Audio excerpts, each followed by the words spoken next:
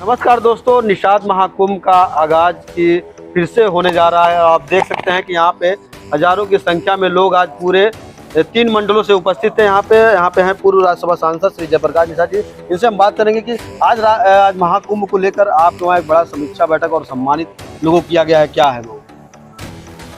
ये निषाद महाकुंभ जुलाई में जो हुआ था,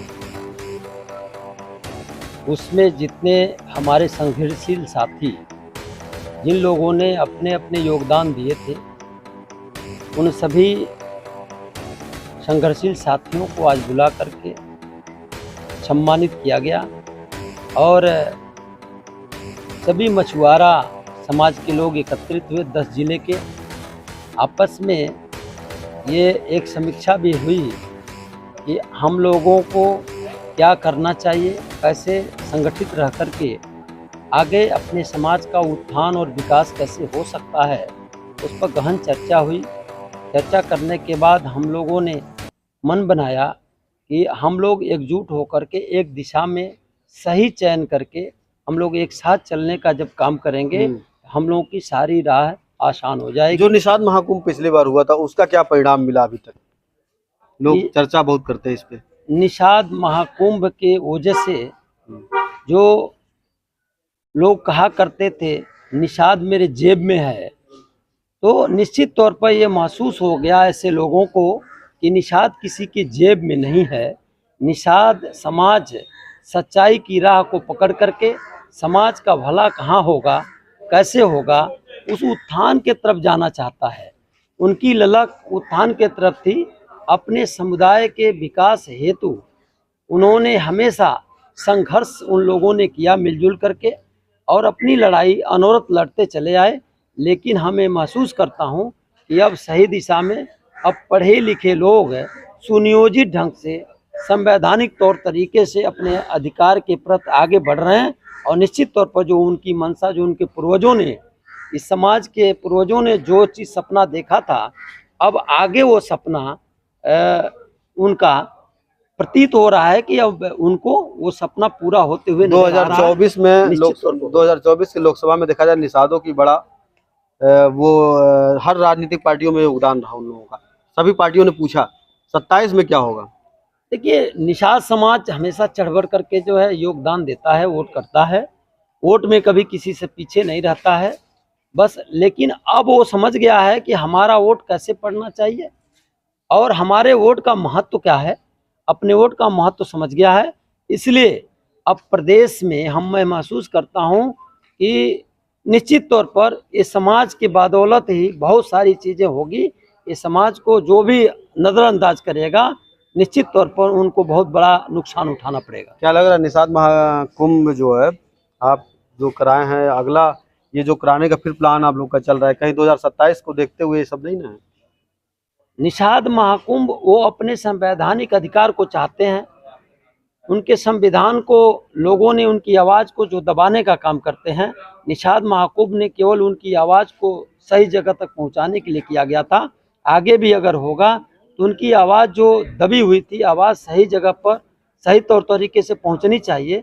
उनके अधिकार मिलने चाहिए और उनके अधिकार का कोई शोषण न करे, कोई व्यापारकरण न करे, कोई उनके अधिकार को बेच करके अपने जेब न भरे। इससे वो सतर्क आगाह करना चाहते हैं, आगाह भी हो गए हैं। और ये लोग, पूरा समाज अब समझने लगा है कि हमें क्या करना चाहिए और सही दिशा में अब काम करने के लिए अग्रसर है। आपके बगल के जिला संत कबीर नगर में अभी लोकसभा में देखा गया कि बड़ा एक परिवर्तन हुआ। देखिए, चुनाव ये सतत प्रक्रिया है। चुनाव में हम जैसा काम करेंगे, चुनाव में मतदाताओं के पास स्वतंत्रता होती है।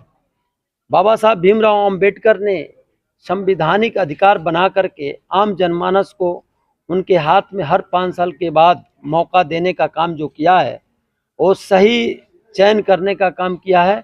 निश्चित तौर पर कहीं न कहीं कोई गलती हुई होगी और मतदाताओं को वो महसूस नहीं हुआ होगा, तो निश्चित तौर पर वो अपने फैसला बदलने के लिए वो बाध्य हैं और वो करेंगे भी।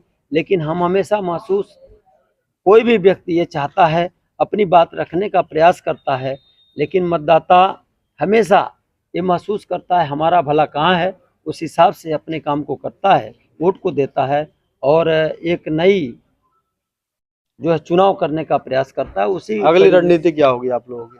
हम लोगों की रणनीति हमेशा एक जैसी ही है। हमारा संवैधानिक अधिकार की जो समाज के लोगों की चाहत है कि हमारा संवैधानिक अधिकार मिले। हमारा बहुतायत समाज होने के बावजूद भी हमें अधिकार वो नहीं मिल पाया जो हमारा अधिकार होना चाहिए। राजनैतिक, आर्थिक और शैक्षणिक रूप से आज भी हम बहुत पीछे हैं। जो इस देश में जितनी समुदाय के लोग वास करते हैं उससे बहुत पीछे मछुआरा समाज है, जबकि संघर्षशील मछुआरा समाज देश के लिए हमेशा काम करते चला है, देश की तरक्की के लिए काम किया है।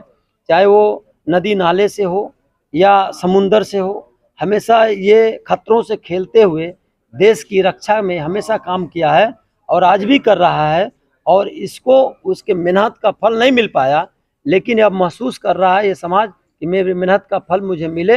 इसकी लड़ाई हमेशा लड़ते चला आया है, आगे लड़ने का भी काम कर रहा है और अपनी तैयारी भी कर रहा है कि हमें जिसकी जितनी संख्या बारी उतनी उसकी हिस्सेदारी। चलिए ठीक है। ये थे पूर्व राज्यसभा सांसद जयप्रकाश निषाद। और निषाद महाकुंभ की जो है यहाँ पे आगाज फिर से स्टार्ट हो गया, देख सकते हैं लोग इनके साथ हैं।